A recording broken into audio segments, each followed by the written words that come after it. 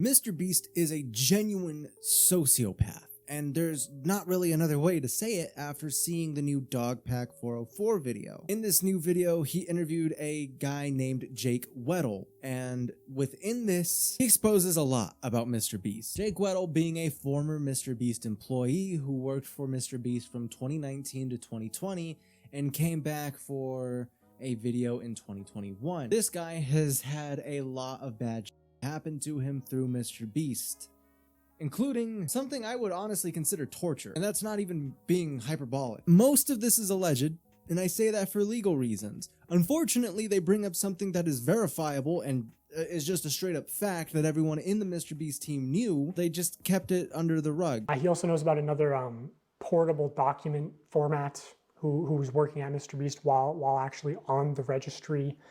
And I'll get more into that story at the end of the video. There's a lot of stuff in this video, and the torture doesn't even come close to the worst thing that happens. It's a lot, so strap in because the allegations are genuinely horrific. So this video starts off with a recap of what happened between the last Dogpack video and this Dogpack video. His number got leaked. He had gotten multiple cease and desists from the Mrbeast crew themselves. He also states that the CEO of the Mrbeast company has been harassing his people about what he has and what kind of information he has. So he then goes on to say that part 3 is going to be including a lot of allegations that are coming not only from Mrbeast employees, but female Mrbeast contestants. Contestants too, that's another thing I heard after posting my last video is during the 100 boys versus girls video, I have people corroborating the same story that the camera guy who gave the girls a drone was making some girls feel uncomfortable. You trap these girls in a circle and make them sleep on rough turf and get them high on paint fumes and then you try to f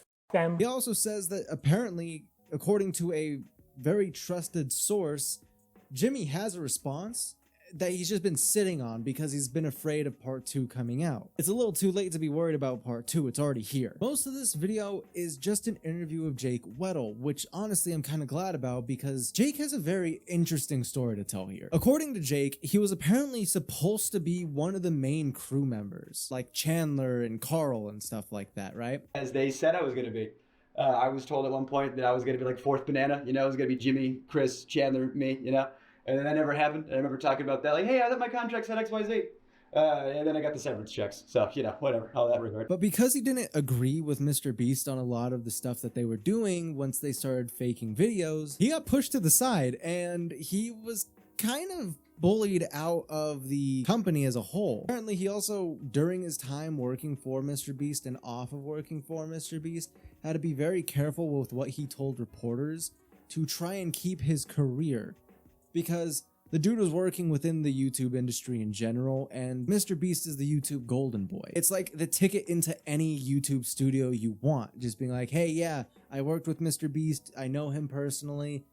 You'd get into any job with that, so long as it's in the media industry. He also goes on to expose more videos that were faked, which the video that he points to was so obviously fake that I mean, I couldn't make it up myself. It's a video about a meteor destroying cars and people having to act surprised about it. He also goes on to rant about how the pay was pretty shit while working for Mrbeast, which is actually kind of surprising because I thought he would be paying his people way better than what is being alleged. This is when stuff starts kind of going downhill in this interview, and it starts happening very fast. According to him, the reason that Jake got fired to begin with was because he asked for a raise. Not just for himself, another member of the crew who was working as a writer at the time. This guy had a kid and apparently was being paid less than he was for the same exact work, which in his eyes didn't add up. And honestly, it doesn't add up any way you shape it. I'm not going to say that Mrbeast is racist, but according to Jake, the dude was black. So there might be an issue of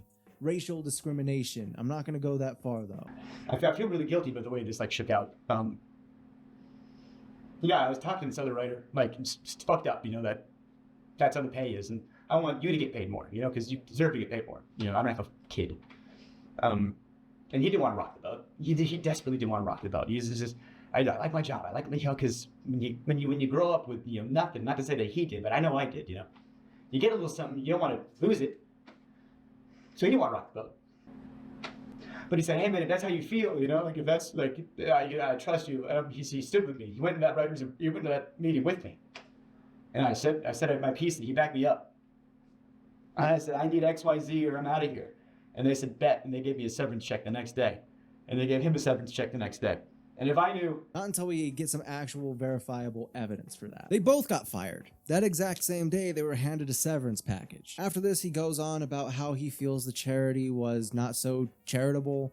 And I'm not going to harp on that point too much because the next thing he brings up is terrifying. Like, genuinely, it's a horror story. So in 2021, Jake was asked to come back for a video. This video being one of the solitary confinement videos that Mrbeast tried out for a couple weeks back in like 2021. And I believe he still did another one back in like 2022, but this time he did it with himself. These videos, hyper controversial, because they have huge mental health concerns tied to them. Turns out, Jake was one of the first experiments that Mrbeast decided to test out with this type of content. It did not go well whatsoever. It didn't come out because it didn't go well.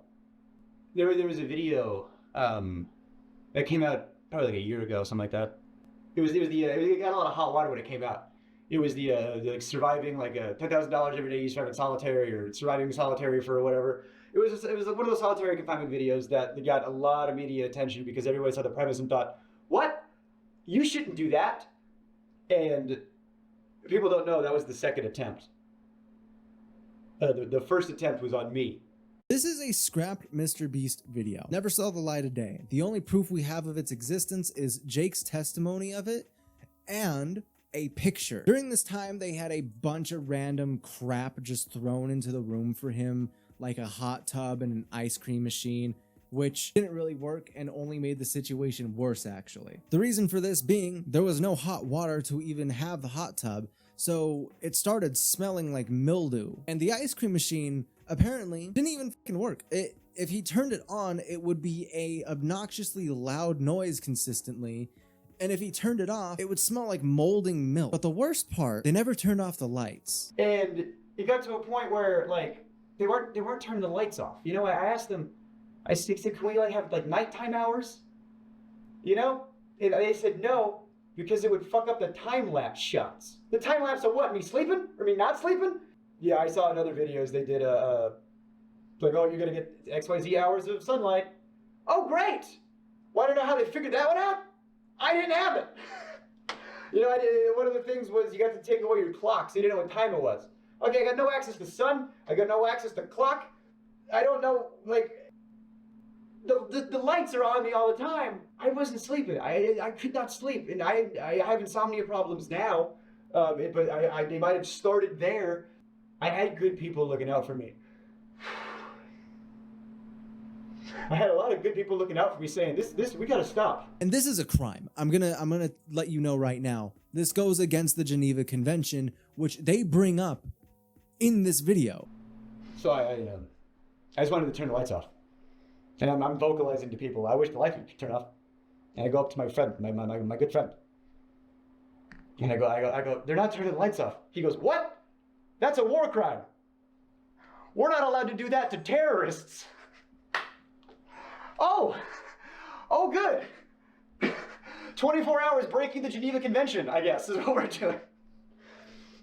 So, they're giving me, melatonin, it's not helping, and then Jimmy would come in like every other day for like an hour, to check in on me because he's doing other stuff. I'm just a big... That is ridiculous. This dude was sleep deprived for content that he didn't even get paid the full amount for either. This had long-lasting effects on his mental health that are still felt in this fucking interview. And you can tell the guy has PTSD from this. Sleep deprivation, mind you, is a form of torture. Mental, physical, it doesn't matter. It has long-lasting side effects on your psyche. And to make this clear as to why this was a big deal, he didn't have any way to tell the time, so everything was consistently thrown off. Jake only lasted 11 days within this challenge, which is understandable because there's a lot of bullshit that he had to deal with, including the fact that he had to act like he was thankful for this situation because he wanted to pay off his college tuition. At this point, it started getting a little too real for him. According to him, there was an actual like horror movie that could have been made out of the footage, at least from what the editors of this footage told him. This is why it never got released to the public, along with the fact that he didn't last 30 days. Jake put up with a lot of crap before he left, but the straw that broke the camel's back was a marathon that he had to run. A marathon in which he was running off of zero sleep for, had no training in. But I don't know, because I can't sleep. He comes in, he wakes me up. And he goes, ask me why I have 2 briefcases. And I'm like, why do you have 2 briefcases? And he goes, oh, because this one's for today, you know, and this one's for the challenge. And I go, what's the challenge today? He goes, you're gonna run a marathon. You're gonna do the 22.6K, whatever it is. And you're gonna do it on that treadmill over there. The first challenge I did was a Rubik's Cube, and I'm dyslexic, I'm dumb, I don't know how to do a Rubik's Cube. So your first challenge, Rubik's Cube. I was like, oh, I don't want to do it. I was like, on camera, I don't want to do it. He goes, just do it for the thing, my kid, you know? Like, there was an element of, oh, Jake will do what we want because he's in-house. You know, that's one of the reasons why they got me. Jake's, he's an inside guy, so he'll do whatever. We can push him a little extra hard because we know he's good. I couldn't say no to the treadmill thing. Yeah. So I people who run marathons train forever, and it's still hard. Again, writer. Do I look like I run? I don't run, you know? Let alone a marathon, let alone that training for it. So I was in a sunlightless, you know. Did you try to say no? Like, did you have a choice, or? Based on the Rubik's Cube thing and based on all the other stuff, like there was so much pressure to just do it, just do the thing, you know? You know? And if I refuse, it's just, oh, that's the whole video. I guess the budget's, you know, so much money up in flames. Because Jake said he wouldn't want to do the thing. And so I wanted to be a good sport, and I wanted to get the boost, and I wanted the cash, and so I started running at 12. I was able to take some breaks, and I asked him, how long do I have? He goes, until I get back. And I'm running until 3 a.m. I got off the treadmill. Oh, the blisters I had on my feet were like, you wouldn't believe, just all over, just these big red. I couldn't walk. My muscles were like just the lactic acid. I got off the treadmill, and then the people that came in to like ice my feet, you know, make sure I was good. Then that's when I was like, I'm done. I'm done. I'm out. Completely forced to, otherwise there's not like a point in it. Jake was afraid of this video not coming out because, one, if it doesn't come out, no money's made, and the producers would be in trouble for that. Jobs were on the line for this type of stuff. It's a Mrbeast video. There's a lot of money on the line for this type of stuff. So he ran the marathon, and he came out with blisters and unable to walk for the next couple of days, apparently. Because the dude ran the marathon until 3 in the morning, apparently. This was the straw that broke the camel's back for him. He could not take any more of this fucking stupid challenge. And honestly, I don't blame him. I wouldn't either. At the end of it, he didn't even get to keep all the money. They didn't pay him out for the challenge.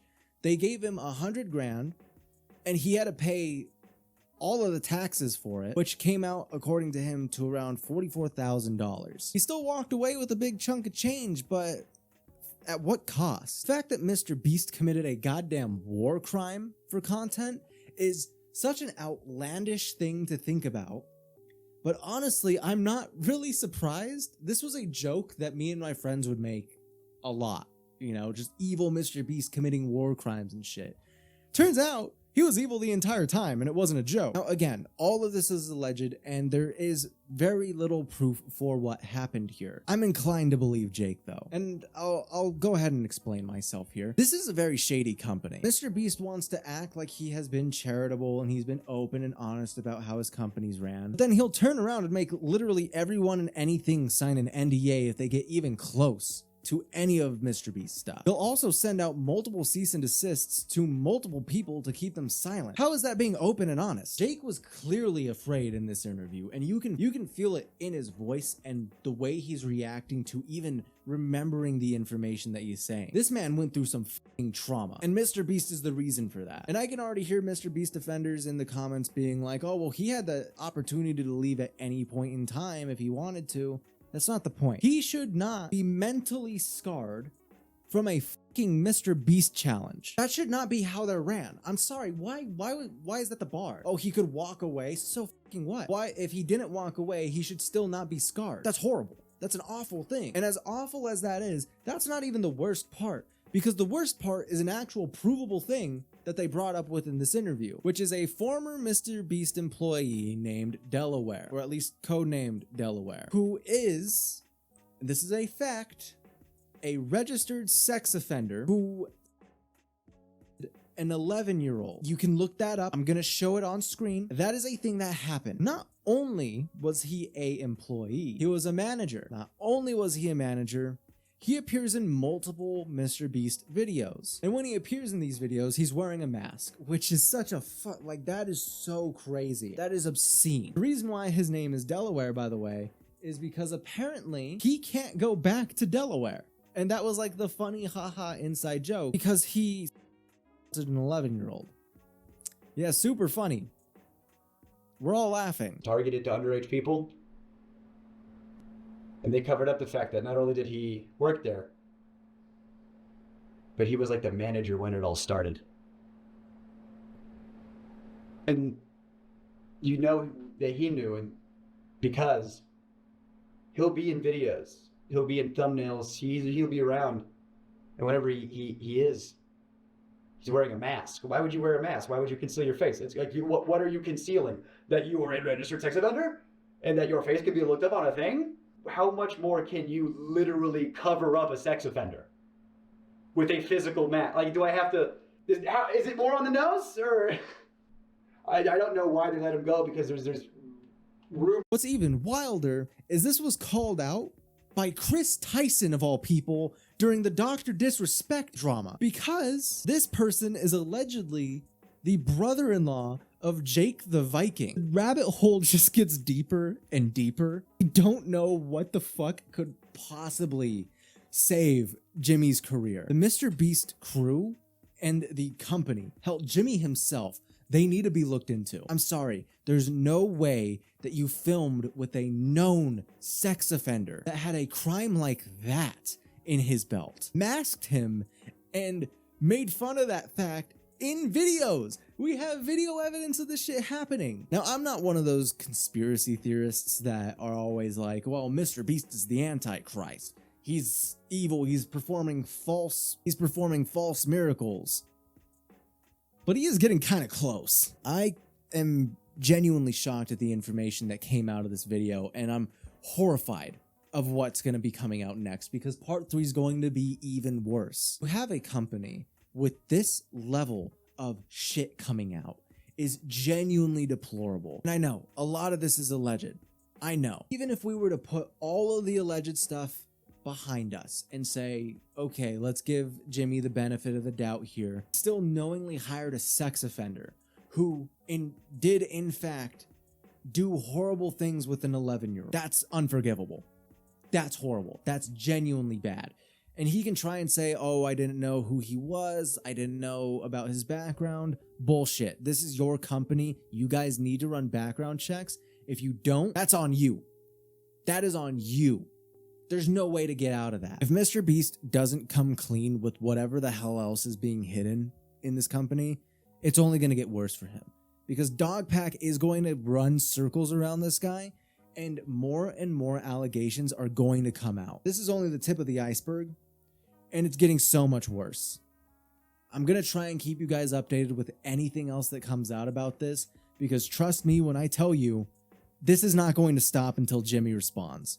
And it doesn't seem like he's going to. I am curious to see what response he's sitting on, though. That would be interesting to see what bullshit he said in there. Anyways, I've made a playlist to keep you guys all updated. If you want to know what's going on with the Mrbeast situation, So stay tuned because that will be continuously updated as the situation unfolds. I gotta release this video, so bye.